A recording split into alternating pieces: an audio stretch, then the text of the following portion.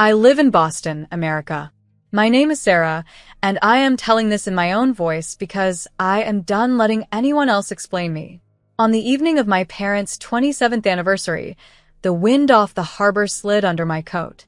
Through the restaurant's tall windows, candlelight lifted across glassware, and sparklers curled like silver thread. I had missed the song and the first toast. I put my hand on the brass handle and promised myself, be polite, not pliable. Inside, the room glowed warm, light that softens faces, but not prices. I walked past framed sailboats and found the long table, where silver balloons shaped like a 2 and a 7 tugged at their ribbons. My mother, Linda, reached toward me as if conducting an entrance. She kept her smile wide for the table and squeezed my fingers for show, then pressed a folded slip of paper into my palm.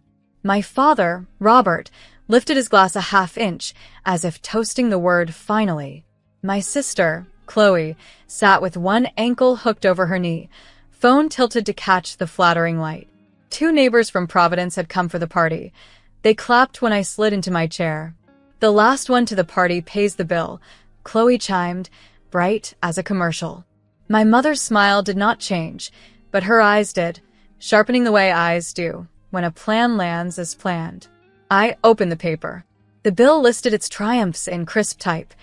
2 prime steaks, a sea base big enough to name, a pyramid of oysters, a ring-shaped cake, coffee, tax, and service. The numbers lined up on the right as if standing at attention. At the bottom, the total did not blush. $2,900. My mouth went dry. That morning, I had paid rent, the electric bill, and my student loan, each click a promise to my future self. I thought of the oil bill waiting at home, the coat zipper that stuck, and the 3 simple meals I had planned for the week. My mother's hand hovered, palm up, as if waiting for a wallet to appear out of the air. Chloe leaned closer, perfume sweet and sharp. "You're just our ATM," she said, as if repeating a family nickname. Polite laughter skimmed the table. I did not laugh. The word ATM rang, metallic and hollow. I remembered other folded papers and the same bright smile. The roof repair for the old house in Providence, $4, $600 on my card. The television rescued when no interest turned into fire. The dental emergency. The weekend in New York renamed a reset. The rental car that had to be returned full of gas and excuses. I had been paying in dollars and in silence. Tonight, I ran out of both. "Can you put on your card, honey?" my mother asked, voice low and steady, still smiling for the room. My father glanced at me with his familiar helplessness, the expression that arrived whenever my mother's wants were promoted to family needs. The neighbors arranged their faces into polite interest, as if watching the weather and hoping it would pass. I pressed my thumb to the fold and felt the grit of paper. I thought about the map of America pinned inside my kitchen cabinet, the train lines I wanted to ride, the cities I meant to visit when I stopped bleeding out on duties I never chose. I wanted America to be mine and Europe to remain a choice. "Not this time," I said. The words were small and plain, but they moved like a key in a lock. The table went quiet. The server approaching with espresso slowed, then stopped. Chloe blinked as if I had misread my line. "Sarah," my father said, soft and warning, "we'll settle up later." But later had become a tunnel with no exit and a floor made of me. I lifted the slip so everyone could see it, then tore it cleanly in half. The rip sounded like cloth. I tore the halves into quarters, then eighths, until a pale drift of paper settled on the empty dessert plate like fresh snow. I was neat because I would not be accused of making a mess when the mess had lived here for years, invisible and heavy. "This is not my debt," I said. My voice shook once, then steadied. I didn't agree to it. I won't pay for what I didn't choose. I am not your machine. My mother's smile vanished. Her lips formed a controlled circle. Chloe's cheeks flushed. One neighbor examined his hands. "You're embarrassing yourself," my mother hissed, letting the whisper carry the edge her smile had hidden. "Sit down, pay, and we'll talk." "I've been embarrassed enough," I said. I slid one arm into my coat and felt the lining catch on my bracelet like a small tug from the past. For a moment, I saw the old blue house in Providence, The maple tree out front, the third stair that creaked, the front door that swelled in summer and stuck in winter until we leaned our shoulders against it together. That door had taught me the shape of a push.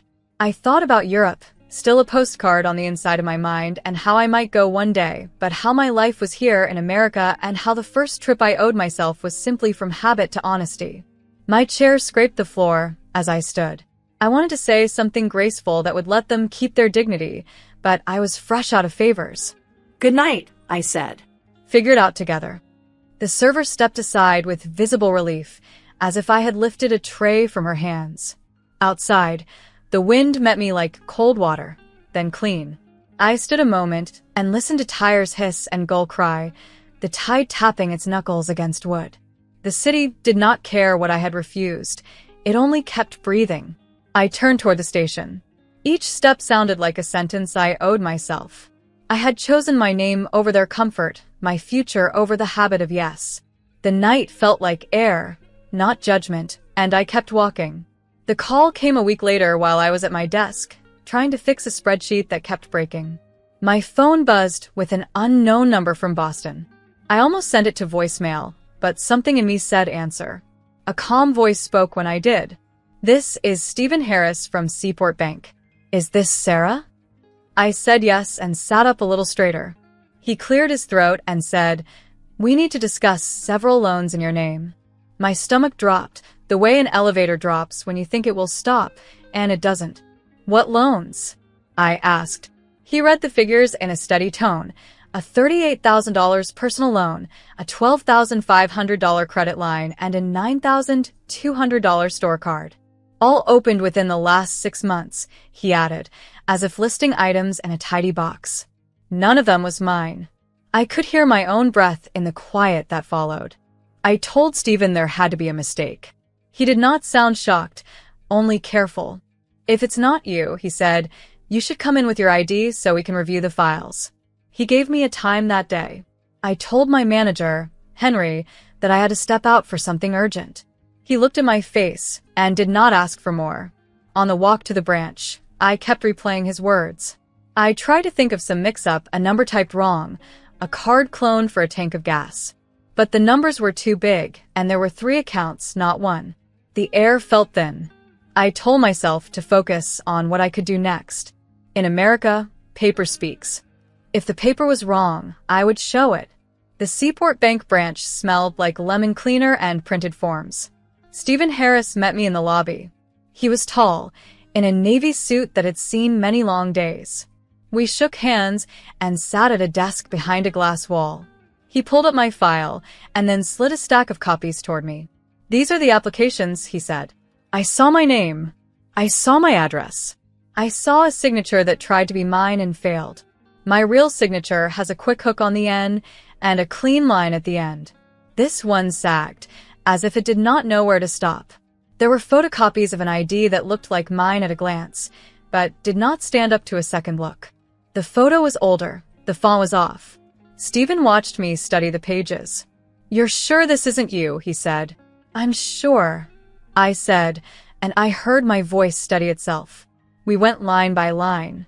The personal loan had gone to an account that shared my last name but was not mine.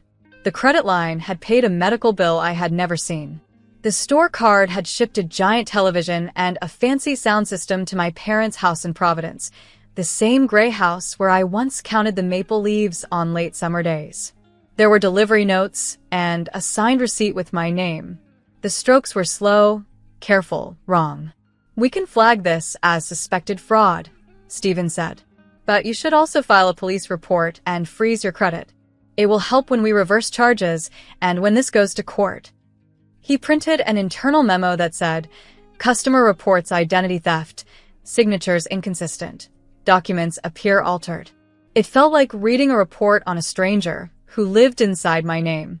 When I stepped back onto the sidewalk, the sky was the dull white you get before rain. I called the non-emergency police line and asked what to do. They told me to come by the station with the papers and my ID. I went, I waited, and I spoke to Officer Blake, who had kind eyes and a tired pen. He took notes and gave me a case number. "Keep every paper," he said, and give copies to your bank and your lawyer." "I will," I said, though I did not have a lawyer yet. I stood near the vending machine to call the credit bureaus and put a freeze on my file. The hold music played and played, but I stayed on because this was what owning my name looked like now. Time, forms, and a steady voice that did not shake. That night, I sat at the small table in my South Boston apartment and laid the papers out like a map. The numbers glared up at me. I wrote the amounts on sticky notes. $38,000, $12,500, $9,200. I wrote the dates. I wrote Providence House next to the store card. Then I looked up a lawyer. I chose a woman whose reviews used words like clear and firm. Her name was Ava Morales. When she answered, her voice matched the reviews. I told her what had happened, from the call to the forms to the officer's case number. She listened without cutting in. Then she told me what we would do. "We will file a police report addendum with the documents," she said. "We will send dispute letters to the bank and the store. We will freeze your credit, which you've started. We will draft a civil complaint. And we will make sure you do not pay $1 for what you did not take." After I hung up, I cried. Not loud, not long, just a clean cry that tasted like salt and wakefulness. I washed my face and made tea. I opened a fresh notebook and wrote a list with boxes to tick. File report copy. Send letters. Scan everything. Call Stephen to confirm flags. Talk to HR about any payroll hold if needed. I wrote a line at the bottom. "My name is mine." It looked simple on the page. It felt like lifting a weight I had been taught to carry without question. I thought about the old rules at my parents' house. Keep the peace, be the helper, pay now, ask later. I had lived by those rules for years, and they had kept me small. Now I was learning new rules that belonged to me and to America too. Write it down, sign it right, push back when you must. Before sleep, I stood by the window and looked at the city lights. Boston was still busy, even late, even tired. I thought about the party, the bill, the way the room had laughed. I thought about the word ATM and how it had landed like a slap. I thought, too, about a girl who once traced the shape of Europe on a paper map and dreamed of trains and bridges. That dream was still mine, but it would not come from silence. It would come from work, from law, from saying no and meaning it. I closed the curtain and set my phone on the nightstand. In the morning, I called Stephen Harris to thank him for his help and to confirm the fraud flags. He said he had already started the process. "It may take time," he said. "Do not lose your case number." I added his words to my list. I told Henry the first might be in and out for a few days, and he said, "Do what you need, Sarah." At lunch, my coworker Mia asked if I was okay. I told her the truth in one sentence. She squeezed my arm and said, "Good for you for fighting." I felt a small, steady warmth start in my chest. This was not the life I had wanted, but it was the one I had, and I was going to hold it with both hands. I picked up my pen and kept going. Court moved like winter, slow for weeks, then sudden in one hard rush. Ava Morales met me on the stone steps with a firm nod and a folder under her arm. "We speak with paper and fact," she said, and the words steadied me. Inside, the air smelled like floor wax and old books. My parents stood by the wall with their lawyer, Martin Hale, a gray-suited man who seemed to enjoy small size. My sister, Chloe, kept her eyes on her phone. Our neighbor Marla had come to watch. She slid close and whispered, "Family is family," as if that made a debt less real. I did not answer. I looked at the seal on the wall, the word America in a ring of stars. I told myself I belonged here as much as anyone else. We took our places. The clerk called the case. The bailiff, Owen Price, told us to rise. Judge Bennett entered and sat with quiet care, the way someone sits to read a story that will not be fun. The judge's face was calm, almost kind, but the eyes were sharp. "We will keep this simple," the judge said. "Who signed? Who spent? Where did the money go?" The question sounded like doors I had already walked through in my mind. My hands were cold, but my spine felt straight. Stephen Harris from Seaport Bank testified first. He spoke in clean lines, no extra words. He showed the loan forms, The shaky signature that tried to be mine, the mismatched ID font, the account numbers, the money that fell into.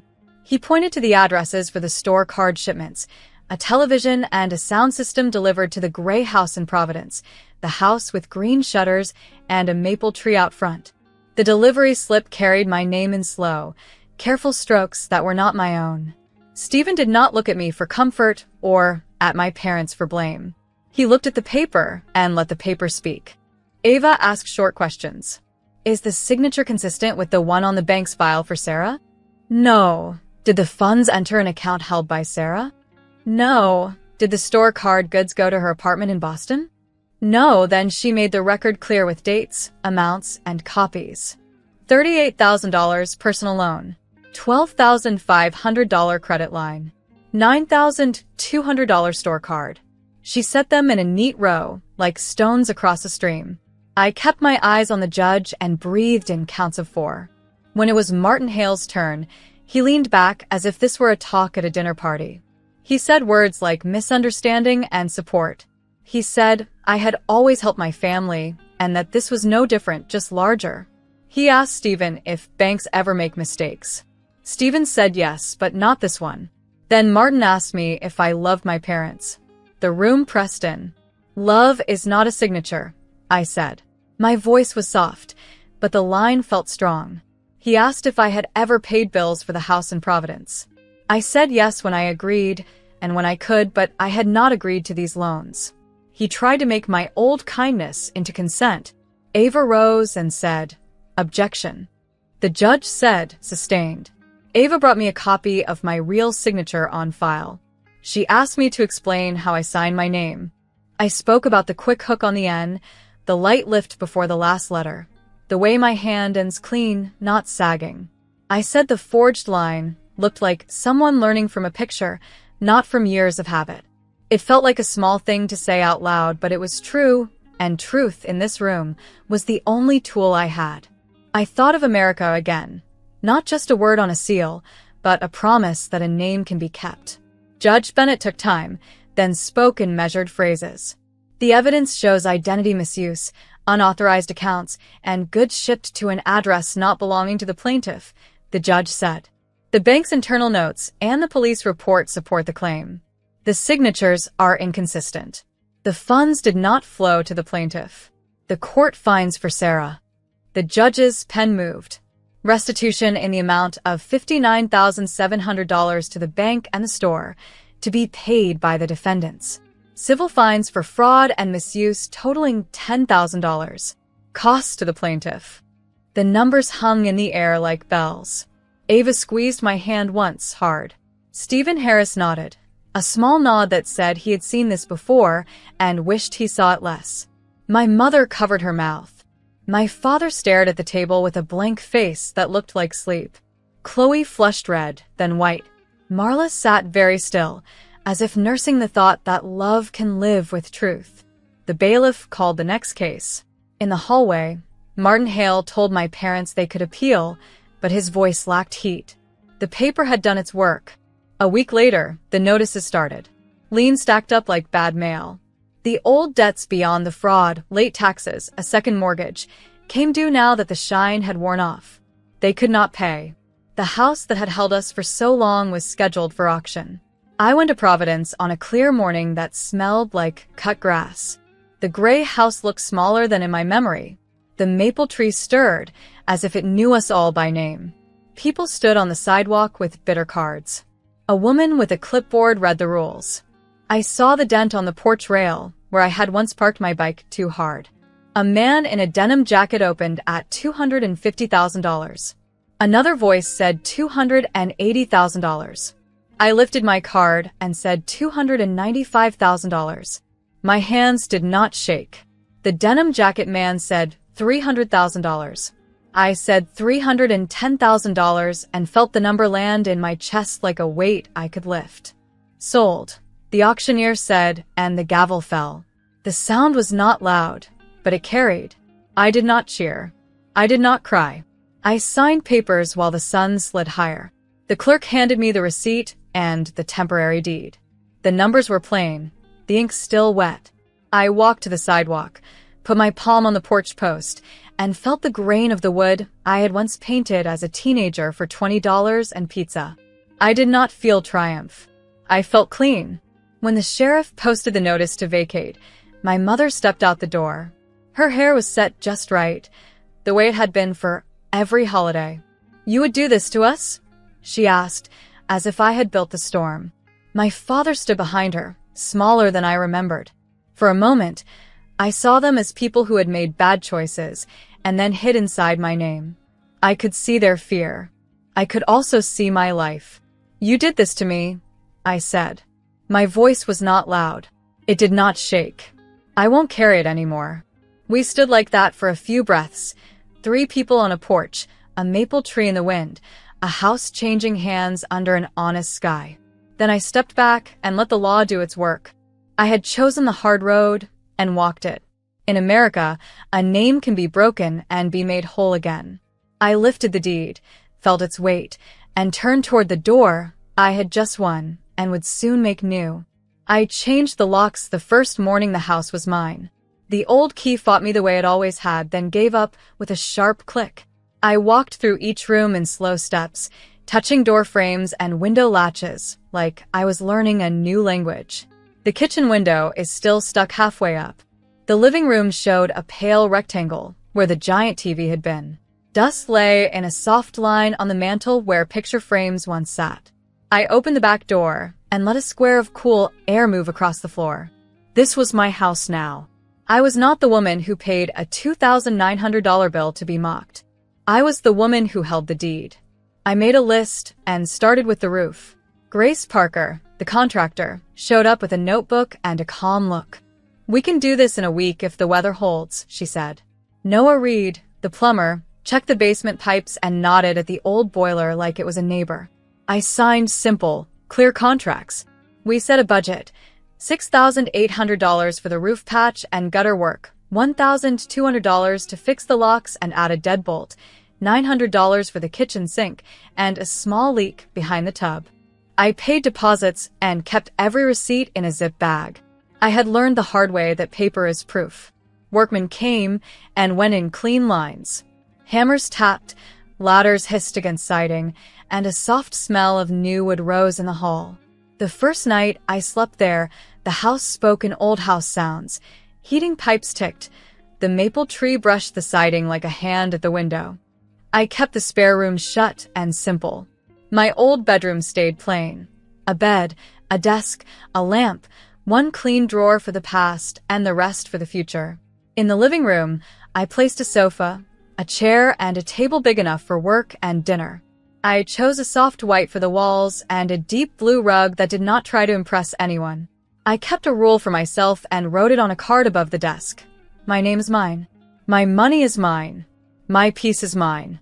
During the day, I called the utility companies to move the accounts into my name. The woman at the power company said, "Congratulations on the new place," and I said thank you and meant it. I checked the title insurance and filed the final court papers. I wrote a simple budget: $1,500 for the mortgage and taxes, $300 for utilities, $400 for repairs until the big items were done, $200 to start an emergency fund, and a small $50 line for flowers or a book because life needed a little beauty that asked for nothing in return. I cooked easy meals in the small kitchen: eggs, rice, soup, and ate at the table with the window open to the sound of leaves. People noticed the change. Ruth, the neighbor who had once given me lemonade when I was 8, waved from her porch and said the new paint made the shutters look young.